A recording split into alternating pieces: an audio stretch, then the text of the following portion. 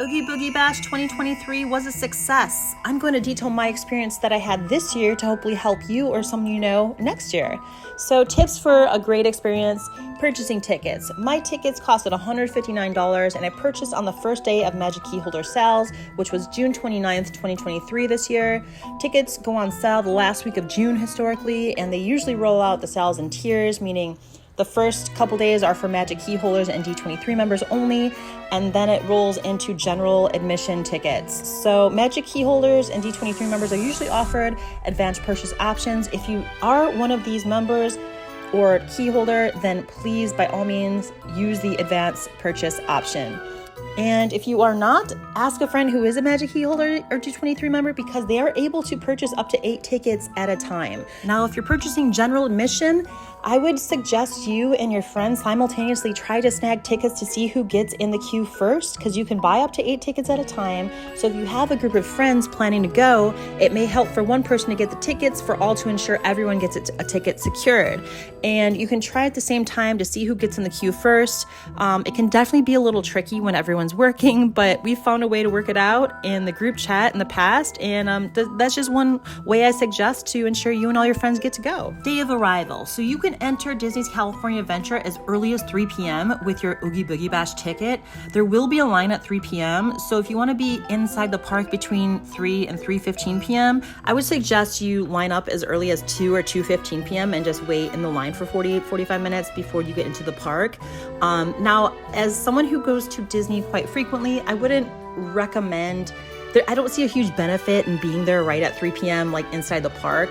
However, it is a special ticket event you purchase, so I totally understand wanting to be there right at 3 p.m. I got there around 3:30 p.m. and we were in the park by like 3:50 p.m. So we waited like 20 minutes. Now, if you never go to the park, or if you're not there often, of course, get there early so you can be there right at 3 p.m. You paid for the ticket.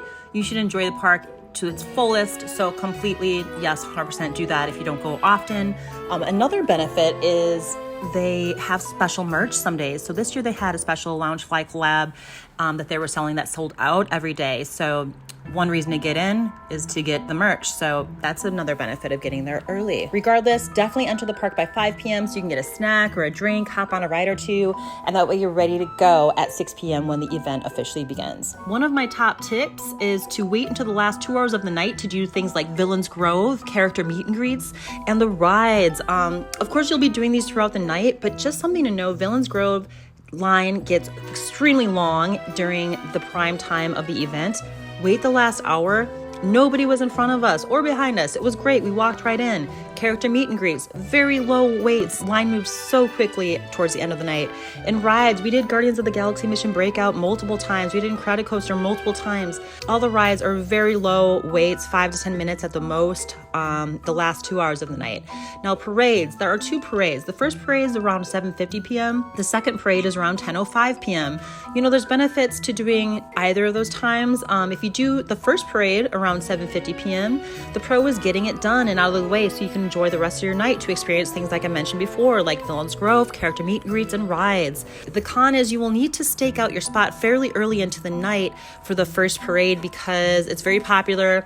Kids are still there, and so you'll need to stake out your spot at least 30 minutes in advance if you want to get like a front row view of the parade. The second parade at 10:05 p.m. is a little easier to kind of just sneak up a few minutes before and still have like a prime viewing spot depending on where you're standing in the park. So second round is easier to snag a spot, but the con for that is you're using that time within the last hour of the event to do a parade when you could be doing rides and character meet and greets, Villains Grove, things that have very low waits at that time. Another hot tip, mobile order. Guys, you have to use mobile order. I know some people don't like it, but it really helps you out. We didn't wait in line for any drinks or food. You got a mobile order, and you don't just mobile order and expect it to be ready in 5 minutes. You have to look ahead of time. Order 30, 45 minutes in advance. It is a special event.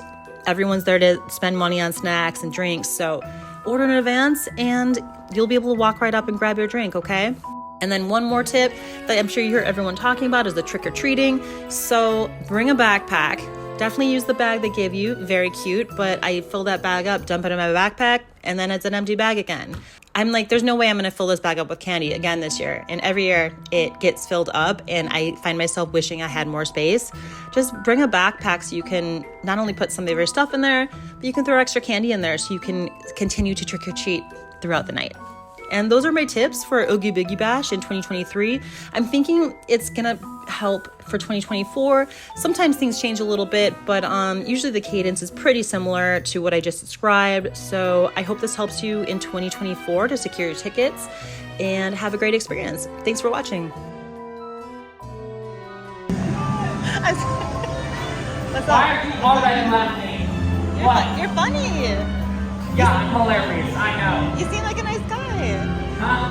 You seem like a nice guy. I am. My toys are awesome. I'm a genius. Hi. You're a Sparky. One less thing to deal with. So helpful. I just was being a good neighbor.